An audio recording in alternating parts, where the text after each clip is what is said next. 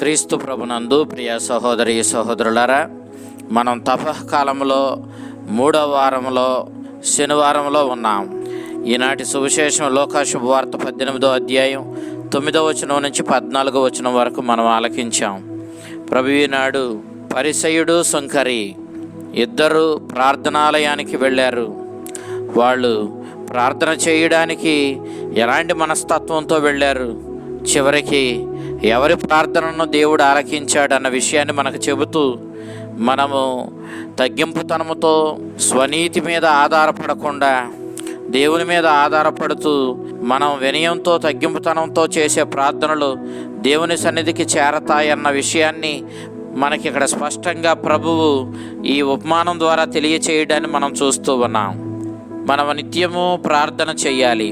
లోకా శుభవార్త 18వ అధ్యాయం 1వ వచనం నుంచి 8వ వచనం వరకు మనం ఆలకిస్తూ ఉన్నాం. అయితే మనము ఏ విధమైన మనస్తత్వంతో ప్రార్థన చేయాలి, ఏ విధంగా మన మనసులు దేవుని వైపు మరల్చుకొని మనం ప్రార్థన చేయాలి, క్రీస్తు ఈనాడు ఈ ఉపమానం ద్వారా చాలా స్పష్టంగా మనకు తెలియజేస్తూ ఉన్నాడు. ఇక్కడ ఇద్దరు ప్రార్థన చేయడానికి వెళ్ళారు. ఒకడు సమాజంలో గొప్పవాడిగా తనను తాను పరిగణించుకున్న, తన స్వనీతిని నమ్ముకున్న పరిసయ్యుడు. ఇతడు తన గురించి తాను చెప్పుకుంటూ ఉన్నాడు.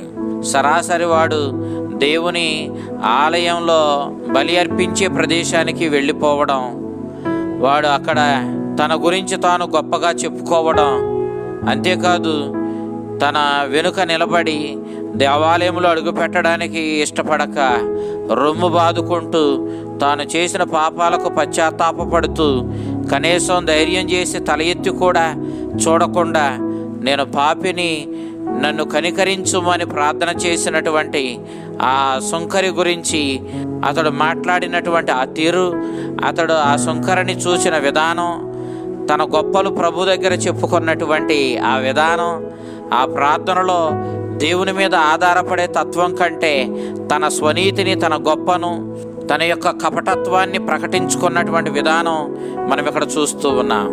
పరిసయ్యుడు సరాసరి ప్రార్థన చేయడానికి దేవాలయంలోనికి బలిపీఠం వద్దకు వెళ్ళాడు.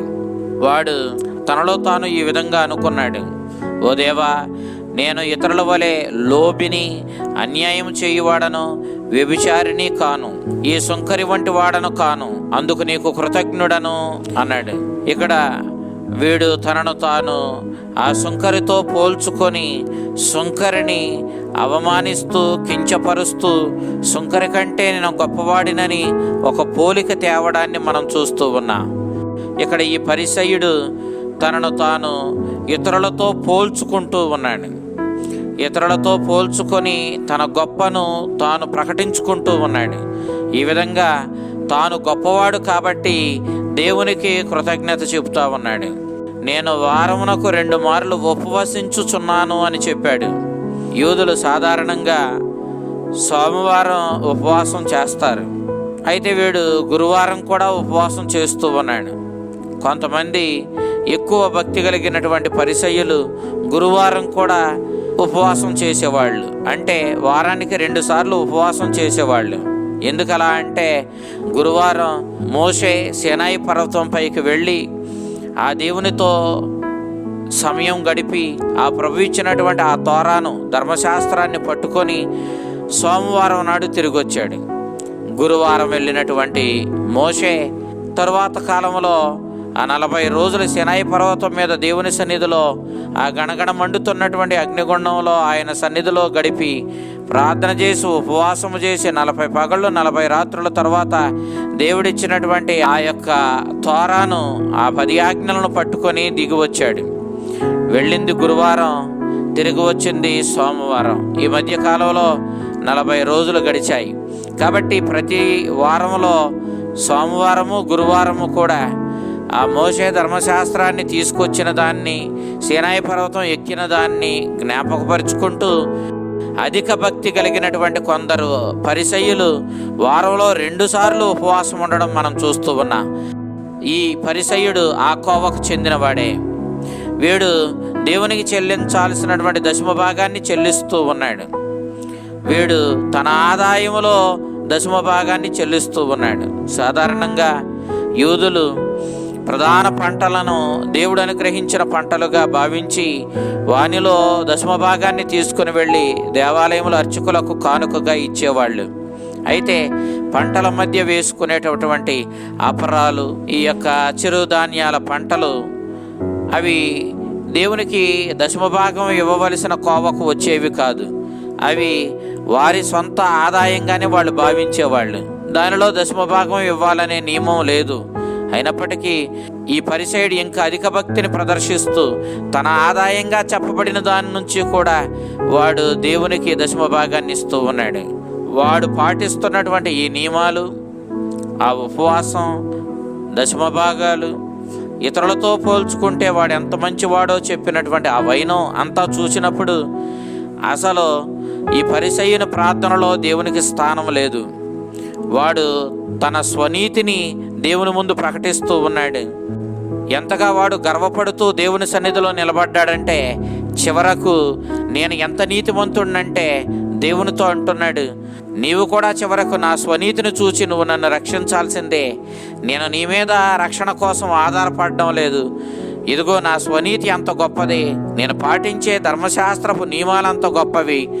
నేను మక్కి ధర్మశాస్త్రపు నియమాలను పాటిస్తున్నాను కాబట్టి ఇక నా యొక్క శ్రమ, నా కృషే నన్ను రక్షిస్తుంది.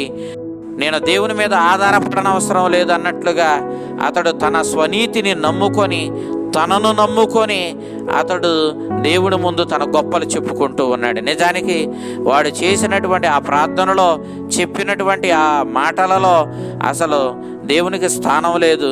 వాడు ఆ ప్రార్థనంతా వాడే నిండిపోయి ఉన్నాడు. ఇక ఈ సుంకరి సమాజంలో చిన్న చూపు చూడబడి పాపిగా పరిగణించబడిన వాడు కూడా దేవాలయానికి వచ్చాడు. కానీ వాడి మనస్తత్వాన్ని చూచి మనం ఆశ్చర్యపోతాం. వాడు తన పాపపు స్థితిని గుర్తించాడు. దేవాలయం వెలుపల దూరంగా నిలబడ్డాడు. కన్నులనైనను పైకెత్తుటకు సాహసించలేదు.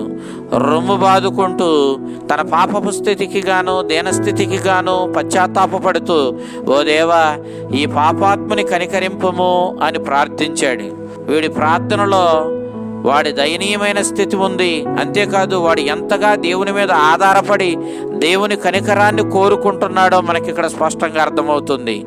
ఇక నాకు గొప్పలు చెప్పుకోవడానికి ఏ అవకాశమూ లేదు. ఇక నన్ను రక్షించగలిగిన వాడవు, నన్ను ఆదరించగలిగిన వాడవు నీవే. నీ మీద, నీ కనికరం మీదే నేను ఆధారపడి ఉన్నానంటూ ఎంతో వినయంతో, తగ్గింపుతనముతో దేవుని ముందు తన యొక్క దయనీయమైన స్థితిని వెల్లడి చేస్తూ దేవుని కనికరాన్ని అర్థించాడు. దేవుని ఎదుట నీతిమంతునిగా పరిగణింపబడి ఇంటికి వెళ్ళినది ఈ సుంకరియే కానీ ఆ పరిసయ్యుడు కాదు అని ప్రభు చెప్పినప్పుడు ప్రభుని ఆలకిస్తున్నటువంటి శ్రోతలు ఆశ్చర్యపోయి ఉండాలి. ఆనాటి యోధ సమాజం ధర్మశాస్త్రాన్ని మక్కి పాటించినట్లయితే తప్పకుండా దేవుని మన్నన పొంది నీతిమంతులుగా పరిగణింపబడి దేవుని రాజ్యానికి వారసులు అవుతారని చెప్పి గట్టిగా నమ్మేవాళ్ళు. అయితే ఈనాడు ప్రభువు ధర్మశాస్త్రాన్ని నమ్ముకొని ధర్మశాస్త్రం కోసం పాటిస్తూ ఆ ధర్మశాస్త్రాన్ని పాటించిన విధానానికి గర్వపడుతూ చివరికి దేవుని మీద ఆధారపడకుండా తమ స్వనీతినే నమ్ముకొని బ్రతుకుతున్నటువంటి ఈ పరిసయ్యుల యొక్క అహంకారాన్ని, గర్వాన్ని ప్రభు ఈనాడు నిరసించాడు. ఇది పద్ధతి కాదని చెప్పాడు. దేవుని మీద ఆధారపడి తగ్గింపుతనంతో, వినయంతో ఆయనకు విధేయులై జీవించువారు తమ దీనస్థితిని, పాపపు స్థితిని గమనించుకొని హృదయ పరివర్తన చెంది దేవుని కనికరంపై ఆధారపడి వారే దేవుని సంతోషపెట్టగలుగుతారని, వారు మాత్రమే దైవరాజ్యానికి వారసులు అవుతారని, అహంకారికి, గర్వాత్మునికి దేవునికి ఏ విధమైన సంబంధము లేదన్న విషయాన్ని నేడు ప్రభు స్పష్టంగా తెలియజేస్తూ ఉన్నాడు. సిఎస్ లెవిస్ అనేటటువంటి భక్తుడు, నేను పరలోక రాజ్యంలో చాలామంది పాపాత్ములు ఉండడం చూశాను, కానీ ఒక్క గర్వాత్ముడు కూడా పరలోక రాజ్యంలో ఉండడం నేను చూడలేదు అని చెప్పి తాను వ్రాసినటువంటి పుస్తకంలో స్పష్టంగా తెలియచేయడాన్ని మనం చూస్తూ ఉన్నాం. అనగా దీని భావం, గర్వము అన్ని దుర్గుణాలకు కేంద్రము. గర్వాత్ములు దేవుని రాజ్యంలో ప్రవేశించరన్నది చాలా స్పష్టంగా ప్రభు మనకు తెలియజేస్తూ ఉన్నాడు. తనను తాను హెచ్చించుకున్నవాడు తగ్గించబడతాడు, తనను తాను తగ్గించుకున్నవాడు హెచ్చించబడతాడని ప్రభు స్పష్టంగా చెబుతా ఉన్నాడు. వినయము, తగ్గింపుతనము, విధేయత దైవరాజ్యపు గొప్ప సుగుణాలు. గర్వాత్ములు దేవుణ్ణి నమ్మరు, దేవునిపై ఆధారపడరు కాబట్టి ఖచ్చితంగా దేవుని యొక్క ఆ రక్షణ భాగ్యాన్ని చేజార్చుకుంటారన్న విషయాన్ని ప్రభు తెలియచేస్తూ, పరిసయ్యుల వలె మీరు గర్వంతోనూ మీ స్వనీతిని నమ్ముకొని దేవునిపై ఆధారపడకుండా ఉండే మనస్తత్వాన్ని మీలో పెంపొందించుకోకండి. మీరు చిన్న బిడ్డల వలె తగ్గింపుతనముతో దేవునిపై ఆధారపడి తద్వారా దేవుని యొక్క స్నేహాన్ని, దేవుని యొక్క బంధాన్ని పెంపొందించుకొని మీ జీవితాలను ధన్యం చేసుకోండి. ఆ విధంగా మీరు పరలోక రాజ్యానికి వారసులు కాగలుగుతారు అని చెప్పి ప్రభు ఈనాడు మనకి స్పష్టంగా తెలియచేయడాన్ని మనం చూస్తూ ఉన్నాం. ఆ విధమైనటువంటి వినయము, తగ్గింపుతనము మనలో పెంపొందింప చేయమని ప్రభువుని అడుగుదాం. ఆ కరుణామయుడు నిత్యము ప్రార్థన చేయమని మనం కోరిన ఆ ప్రభువు మనం స్వచ్ఛమైన మనసుతో ప్రార్థన చేసినప్పుడు మనం తప్పకుండా దేవునిపై ఆధారపడుతున్నామని, దేవుని సహాయాన్ని అర్థిస్తున్నామని, దేవుని వినయంతో విధేయతతో మనము దేవునితో సంబంధాన్ని కోరుకుంటున్నామని దీని భావం. మరి ఆ విధంగా దేవునితో తగ్గింపుతనముతో దేవునితో బంధాన్ని కోరుకొని మన జీవితాలను ధన్యం చేసుకున్న ఆ చల్లని ప్రభు కరుణామయుడు ఆ విధమైన తగ్గింపుతనము, వినయము మనకు నేర్పించి మన జీవితాలను ధన్యం చేయునుగాక. ఆమేన్.